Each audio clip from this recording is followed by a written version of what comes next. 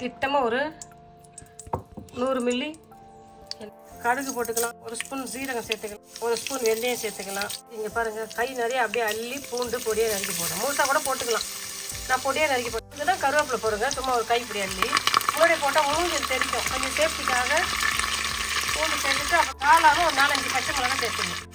அப்படியே இதை அழகாக வதக்கிக்கணும். பாருங்கள் இந்த வாசனை எப்படி வருவாங்க, சூப்பராக வட்டுங்க. 3 பெரிய சைஸ் வெங்காயத்தை நான் வெட்டி சேர்த்து வதங்கிடுச்சு. இப்போ நான் பொடியாக நறுக்கி வச்சேன் 2 தக்காளி பழத்தை சேர்த்து தக்காளி பழம் சேர்த்துக்கிறேன். தக்காளி பழத்தை போட்டு வதக்கணும். இந்த வெங்காயம் தக்காளி நல்லா அழகாக தூளாக அப்படி வதக்கலாம். அப்படி வதக்கிட்டோம்.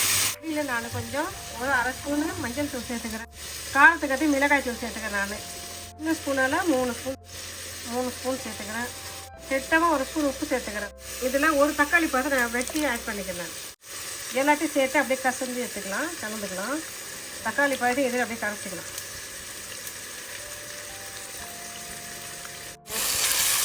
பூண்டு பச்சை மிளகாய் கருவேப்பிலை போட்டு அழகாக வதக்கிட்டோம். பாருங்கள், நான் ஒரு மாங்காய் 2 முருங்கைக்காய் வெட்டி வச்சுக்கிறேன். வீட்டில் என்ன காய்கறோ அதை போட்டுக்கலாம். வாழைக்காய் கூட சேர்த்துக்கலாம். அழகாக இதை போட்டு நல்லா கரைச்சி வச்சிடலாம். காய் அப்படியே இல்லை 2 நிமிஷம் அப்படியே இந்த காய்கறியை இதை போட்டு வதக்கும். பாருங்கள், மஞ்சள் தூள், மிளகாய் தூள், மல்லித்தூள், ஒரு தக்காளி பழத்தை போட்டு நல்லா அழகாக புளி தண்ணியில் கரைச்சி வச்சுட்டேன்.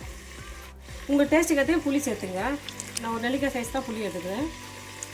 2 தக்காளி பழத்தை அதில் போட்டு வதக்கிக்கினேன். ஒரு பெரிய தக்காளி பழத்தை அதில் போட்டு நல்லா கரைச்சிக்கிட்டேன்.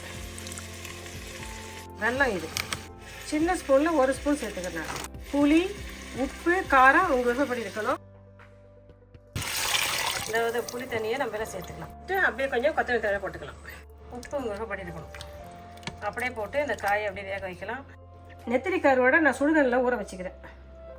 நெத்திலி கருவோடில் உப்பு போட்டு மஞ்சள் போட்டு கொஞ்ச நேரம் வச்சுருந்துட்டு அப்படியே அதை சுடுதண்ணில் போட்டு வச்சுக்கிறேன். நான் கொஞ்சம் அந்த சூடாக அப்படி இப்படி கொஞ்சம் கழுவிடுவோம். ஏன்னா கொஞ்சம் அதில் கொஞ்சம் நம்ம மஞ்சள் உப்பெல்லாம் போட்டு ஊற வச்சு தான் சுடுதண்ணில் போட்டேன். அப்படி வாட்டி நல்லா சுடுதண்ணிலே கழுவிட்டு மறுபடியும் சாதாரண தண்ணியில் 2 வாட்டி அலசிட்டு நம்ம அந்த கருவாடை சேர்த்துக்கலாம். ரொம்ப அழுத்தி பேசியாதீங்க. ஏன்னா சுடுதண்ணில் அந்த கருவாடு ஏற்கனவே சின்ன சின்னதாக இருக்குதா அப்படி தூளாயிடும். சும்மா அதுக்கு வலிக்கவும் கூடாது, நம்மளுக்கு சுத்தமாகும். பாருங்கள் என்ன அழகாக க்ளீன் ஆகுது. இந்த தண்ணி நம்ம வடி கட்டிட்டு வேறு தண்ணியில் மாற்றி அலசிடணும். 2-3 தண்ணியில் அலசிட்டேன். பாருங்கள், தண்ணி கிளியர் ஆயிடுச்சா, கருவாடும் க்ளீனாக இருக்குதா. அவ்வளோதான், ரொம்ப பிசிஞ்சு கழுவக்கூடாது. அப்படி தான் இருக்கணும். ஏன்னா ஏன் சுடுதண்ணில் ஊற வைக்கணும்னா இதுக்கு மேலே இது மண் வைப்பாங்க. இந்த மண்ணெல்லாம் இது மேலே ஒட்டிட்டு இருக்கும். அது நேரம் இருக்கும். அப்போ என்ன பண்ணால் சுடுதண்ணில் ஊற வச்சா மேலே இருக்கிற மண் எல்லாம் வெளியே வந்துடும். கருவாடும் சேர்த்துக்கணும். கருவாடு அப்படியே எல்லாம் சேர்த்து போட்டுக்கிறேன். நான் மாங்காயும் முருங்காய் தான் போட்டுக்கிறேன். வாழைக்காய் இருந்துச்சுன்னா வாழைக்காய் கூட இதை கூட சேர்த்துங்க. அப்படின்னா அந்த பலாப்பழம் வாங்கிட்டு பலாப்பழம் சாப்பிட அந்த பலா கொட்டை இருக்கும் பாருங்கள்.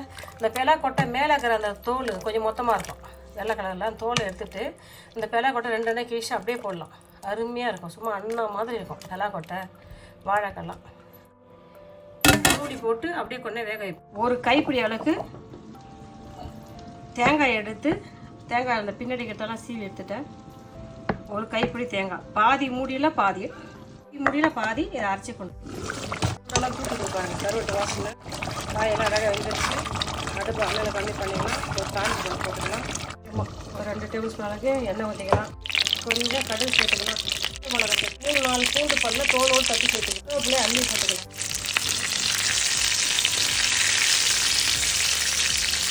வடம் வீட்டில் இருக்குன்னா வடம் போட்டாங்க. வடவும் கருவேப்பிலை போட்டு தாளிங்கன்னா அருமையாக இருக்கும். கருவேப்பிலை குழம்புக்கு வடவுனா கடைச்சி தாளிப்பும் எதெல்லாம் சேர்க்கணும்னு ஆசைப்பட்டீங்கன்னா வடவும் போட்டு தாளித்து அப்படியே ஊற்றிடுங்க.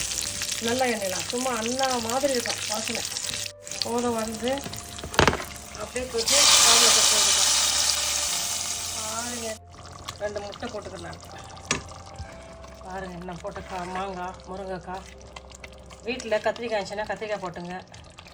வாழைக்காய் இருந்துச்சுன்னா வாழைக்காய் போடுங்க. பலாப்பழம் கொட்டை இருந்துச்சுன்னா தோலை சேர்த்துட்டுங்க. 1 கப்பு மொச்சை இருந்துச்சுன்னா மொச்சையை கொஞ்சம் அவிச்சிட்டு சேர்த்துங்க. பாருங்கள் என்ன சூப்பராக நம்ம ஒரு கருவாட்டு குழம்பு செஞ்சுட்டோம்.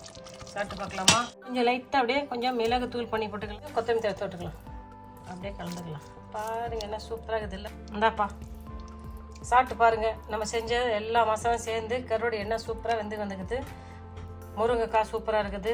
மாங்காய் மாங்காய் சும்மா அண்ணன் மாதிரி இருக்குது. மாங்காய்லாம் பாருங்கள் அருமையாக இருக்குது. முட்டை போட்டுக்கிறேன் நான். முட்டை வந்து தோலோட போடாங்க, முட்டையை அவிச்சு தோலை உரிச்சு போட்டுங்க. மொச்சக்கொட்டை இருந்துச்சுன்னா மொச்சை சேர்த்துங்க, தட்டைப்பயிர் சேர்த்துங்க. அப்படியே சாப்பிடுங்க. அப்படியே வெள்ளை சாதத்தில் போட்டு சூப்பராக சாப்பிட்லாம்.